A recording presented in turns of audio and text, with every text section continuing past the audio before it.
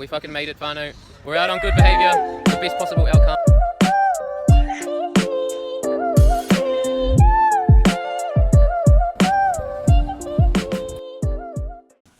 Get in close. Oh, lovely. Kia ora whānau. Whānau. So it's been a hot minute since we did our last episode. Like 9 months, actually, I was counting. Yep. And Steve's been nagging me to jump on and carry this thing on, or yeah. Yes, because I feel like we have so much to share. So, basically to recap, on our last episode, we shared with you all how Kimiora got into moko and that whole journey, which was a trip and a half, honestly.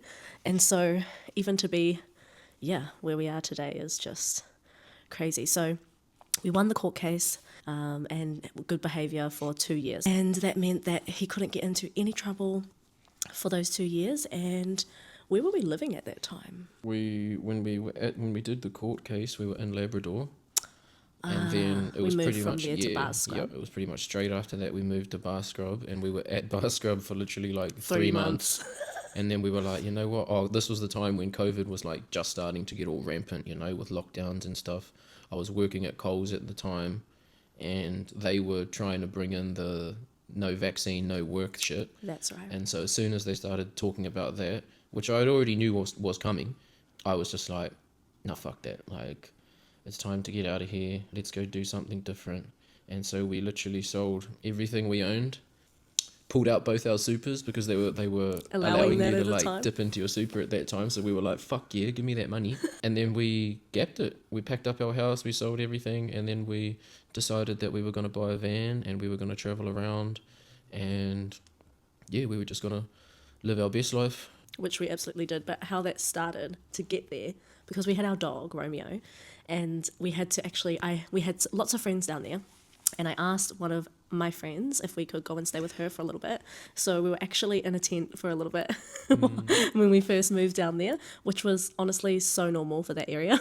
And it was, for me anyway, there was like a super humbling experience of realising that you literally don't need much to be happy. Yep. And we, in this day and age, we like strive on materialistic shit, fancy houses, and which is a bit of like a crack up now because we live in a fucking mansion. But full 360. Yeah, like at that time, it was quite confronting for me to have to live in a tent. But at the same time, it was like, it was new, it was exciting, and we had so much more freedom because we didn't have like any bills. Yeah. We had nowhere to be at any time. So we literally got to just wake up and choose to do whatever we wanted, whenever we wanted, with whoever we wanted. And we had the money and the freedom to literally go wherever we wanted at that time, apart from COVID lockdowns and all of that carry on. Yeah. And that was actually, I think, the first time that we really started being open again to making our own money, like in an entrepreneurial kind of way, I guess. Like, obviously you had your art stuff, although you didn't do very much art while we were there. But yes, it was very slow. But that was when I started working with Tay, and I was doing stuff with her. I was doing a lot of CBD oil stuff, and that was going really well. So I felt like we had this kind of steady income that was happening at that time. And then, we got our van, and that opened up another experience in that time, because now we could go onto people's land and we had our own bed, our own space. We could, travel a bit more. So very grateful to all the amazing people who allowed us to stay with them during that time, because it was, actually in the thick of COVID that we went down there, but it didn't feel like we were in COVID whatsoever. Nah, life in northern New South Wales at that time was bliss. Business as usual. There was no fucking lockdowns, no masks, no mandates. It was so good. Everyone was kind of on the same wave when it come to COVID. Yeah, mostly, Apart from like the super rich people mostly. Yeah, super rich fellas. But then you also had, like, it was a bit of a polarity in that area, you know, because you had your super rich, you had your super poor, and then you had your hyper spiritual dudes, you know, like, who were like rich, but everyone's a fucking shaman in that area for somewhat reason, which is a bit of a nick, but we'll leave that for now. Yeah, so that was a great experience. Definitely would not change it for the world, and I really feel like it grew us. It humbled us in many ways, and also it grew our dog. To be honest, like he got to experience life in a whole new way. He was basically a free dog as well, you know, and he got to learn how to live on the land. He got to learn how to not chase the kangaroos. just and be good around other animals. yeah, and just be with them instead of chasing them, which is so, typical for dogs. So I feel like that really helped him and us to really ground into the next stage of our life, which was coming out of all of that. Yeah. And then another thing as well that just I thought of then was like it really made you live to the environment, and like you were connected to nature more than ever Yeah. because the weather literally Determined your life. determined on what you were doing on that day. Yeah. You know, like if it was raining, you weren't doing fuck all. Yeah. You were looking for a place to park up, somewhere dry, and somewhere that you can like at least get out of the van and like move around. Yeah, You know, like thank God it was mostly sunny yeah, because it sucked when it rained. and yeah, 90% of the time it was just perfect weather, so we literally just lived at whatever beach we were at that time, Yeah, which was the best experience ever. And if anything, it was like a dream of mine to like be able to just kick it at a beach all day, blaze up, eat whatever I wanted, yeah, and just be free. But then even that was like got to a point where I was like, all right, like I need something else. Like this bored of isn't- this now. Yeah, Yeah. this isn't even fulfilling me anymore, Yeah. you know. So I was like, all Living right. the dream, and then all of a sudden it's like, fuck, this is not it. Yeah, This and is not it's it just anymore. a perfect example of how your dreams are continuously changing and evolving, and it's like you're always looking for something bigger and better. Not necessarily bigger and better, but you're always looking for something else. Like, Yeah. and the growth never really stops. So what would you say what would be your like favorite thing, your least favorite thing, and your best memory of van life? Ooh, my favorite thing was probably being like deeply connected to nature. You were up at sunrise, you pretty much went to bed when the sun went down, and if you didn't go to bed, you were sitting around a fire, which was like, man, we had so many fires. Yeah. Fires every day. Like, we lived in front of a fire. Yeah. Like, and that I really miss. Like, I really miss being able Yeah. to just go and collect a whole lot of sticks and then build a massive fire until you pretty much run out of wood and then go to bed. So that's probably something that I really loved and I miss. Yeah. And then what else did you say?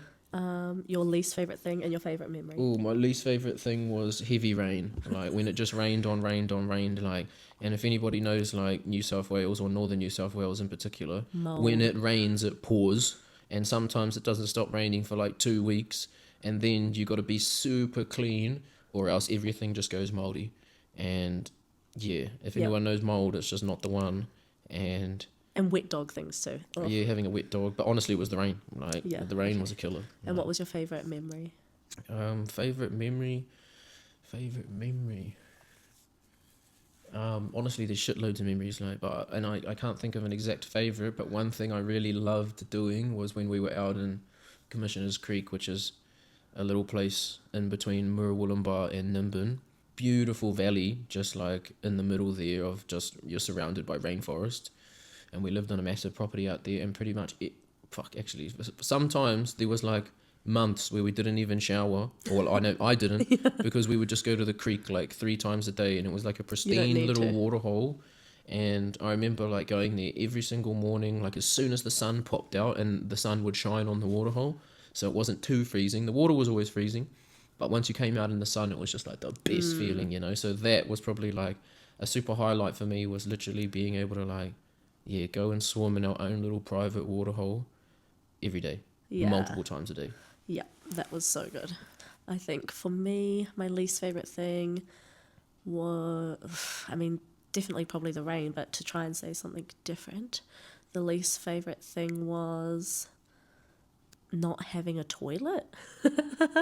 So you would have to get up at night and like leave the van to go toilet, either just piss outside, or when we lived at different places, you would have the toilet inside, you know. Could be long drops. Yeah, so not having Long a toilet. drops were like a super normal thing in that time. Like, Yes, yeah, definitely. Compost toilets. Yeah.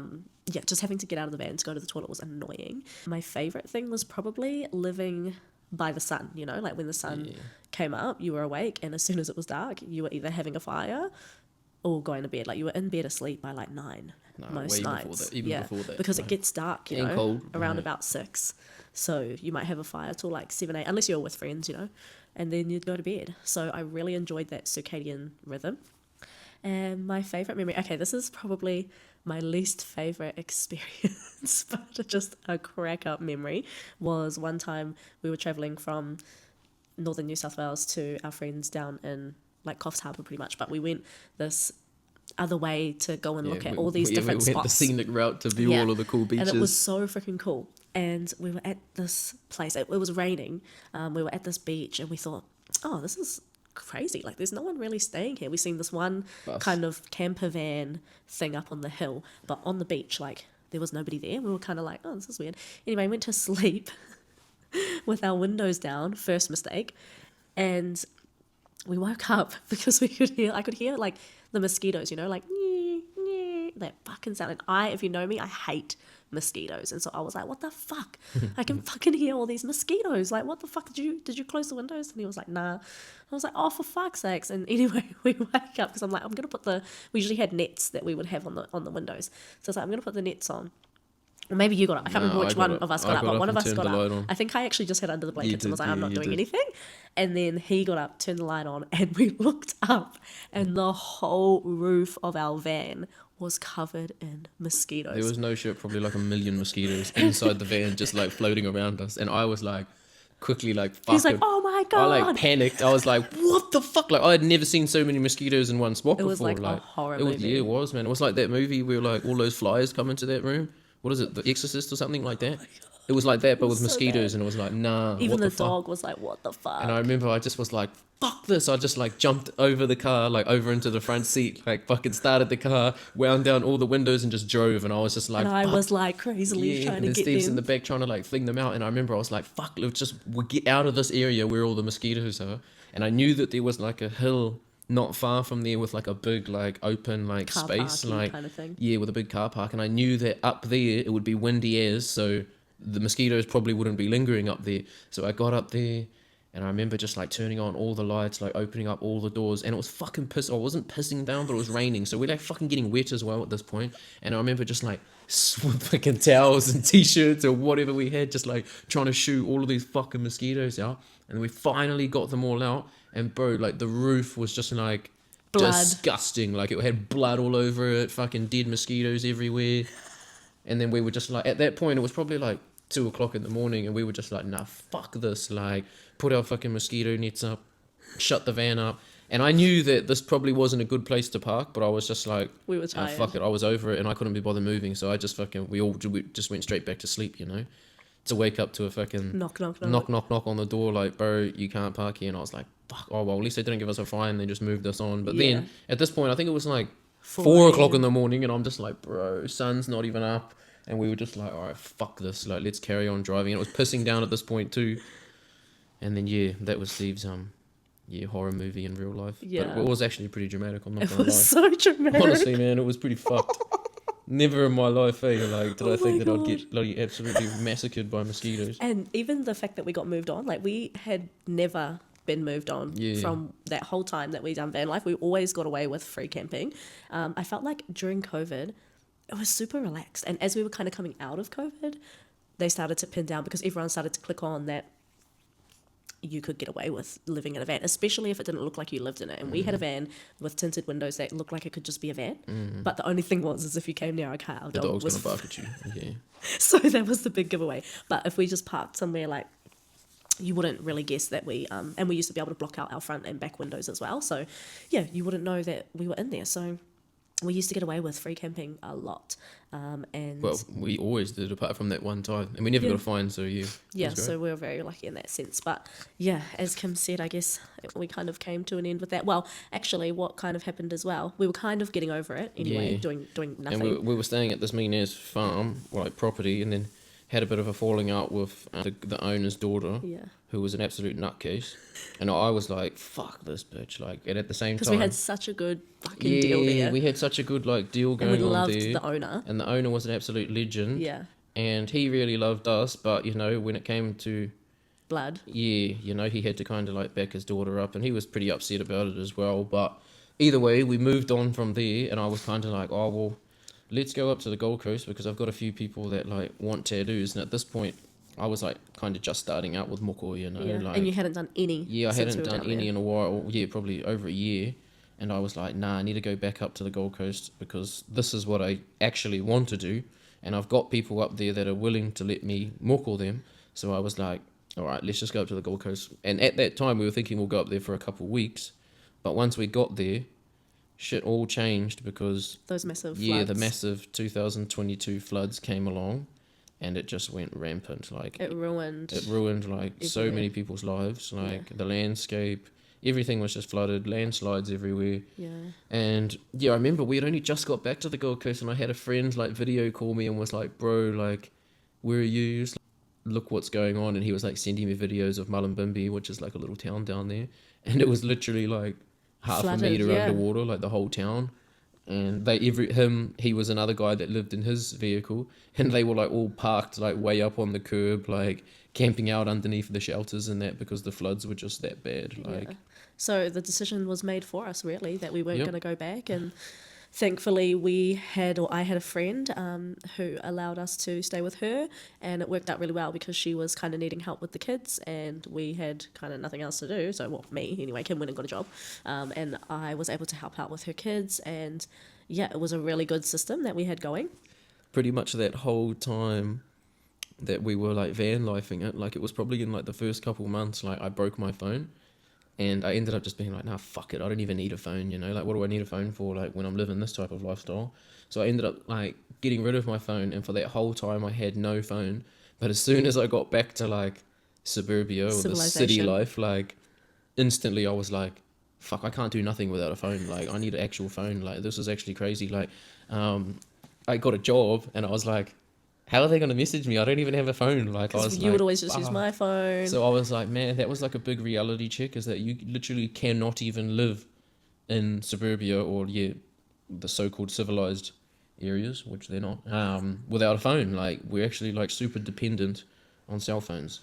Yeah, so we moved in with our friend, still in the van. She had space for our van to be at her Yeah, house, luckily she had a massive which it space. worked really well because she had like her own house and then we had our own space in the van. It's not like we were like sharing a house up each other's ass all the time.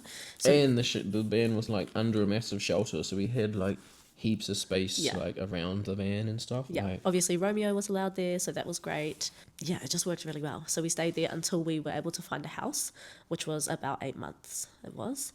but yeah, I remember I got this job, or well, it was during all of those floods, and I just seen some like advertising on Facebook, and it was like, we need people to like come help clean up after the floods, and I was like, oh fuck, I'm not too proud, you know, like I'll fucking sweep some shit and clean out some water for some money. Like I needed money, you know, so I was like, oh yep. And then I went and did like 1 day's work, and then they were like, oh bro, you're pretty on, like, do you want a job? Like I was just like, what am I even doing, you know? And then it turns out it was like all of this insurance mahi, you know, like, so it was like, it was called restoration, and they would like go out, assess like flood damaged properties and buildings and things, and then we would like report to the insurance company, and then we would go in and like strip out all the damaged houses. Like, we were the ones that like wrote off things, you know, so if your fridge got flooded, we're the ones that are like, yep, that's got to go, you'll be reimbursed for that, or that's got to go. So it was a pretty hard case, because they said to me like, do you want a job, we'll give you a van, we'll give you a phone, we'll give you all this, and I'm thinking like, I wouldn't mind having another vehicle, I wouldn't mind having a phone, I don't really have a phone. So I was like, yeah, I was like, yeah, I'll take the job, not even knowing what it was. And then I ended up being in that industry for like the next 2 or 3 years nearly, like throughout a few different companies. But Yeah. that job literally helped us so much, because yeah, in that time where we were just living in our van at our friend's house, Steve ended up getting pregnant. And so I Purposely. guess, yeah, We were purposely. trying for a Well, baby. yes, we had made the decision to start trying. Random though, we started trying and we didn't even have a house. And we didn't, well, we were more thinking like, let's just try because we don't know if it's going to Yeah. work or not. And it literally worked straight away. Yeah, and because I was very like, I guess, scared of having kids in a lot of ways, and that's a whole nother story in itself. But I had just like witnessed people that were close to me who couldn't have kids, and I was like, and I was watching, or you know, like hearing their struggles of what they're going to do to get pregnant, and I was like, wow, like I was quite like taken away by that, because here I am, healthy, all the rest, in a loving relationship. At this point, we've been together well over 10 years, you know, like, and Steve's wanted kids for a long time. I was like, well, I don't even know if I can have kids. Like, I've never even tried, you know, like, so I was like to Steve, like, well, let's just try, you know, like, let's just stop not trying. And pretty much it happened straight away. Yeah. So then we were like, shit, now we really have to Yeah, get a house. now we have to grind a little bit harder. We can get our own house, and it worked out perfectly because we were pretty much paying nothing to live where we were living. So all of the money that I was making at that time was all savings, and in that time too, I was working full time, but then I would do moko in the weekends, you know. So for it must have been like 6 to 8 months, I'd say, like we were making really good money and saving 80% of it. So I was very fortunate. Because when we ended up getting a house, we had to pay 3 months rent in advance, Yeah. which was thousands. So Yeah, it was a lot. It was a lot. yeah, obviously, you know, that's your rent, so you pay it off in that way anyway, but it is an upfront cost. It was like $6,000 or No, I think something, it was more than that. maybe 8. I think it was close to 10. Like Yeah. all the money that we had to spend to get that The house. moving costs and everything, It was, I think, close to 10 grand. Like, which is a lot of money. So especially just for a rental. Shit. yeah, 100%. So yeah, very grateful that we were able to get into a place, because at that time as well, there was a huge like house recession or whatever you would rental call crisis. it, rental crisis. Which it pretty much still is. Yeah, it's pretty much not ever gotten any better. Ever since COVID, yeah. Yeah, and it's just crazy because when we moved into that house, it was what, 600 a week, Yeah, I think so. 600 a week, and we just like back then it was like, wow, this is like criminal, you know. But like now, 600 a week is cheap on the Gold Coast. Like Cheap as on the Gold yeah, Coast now. so yeah.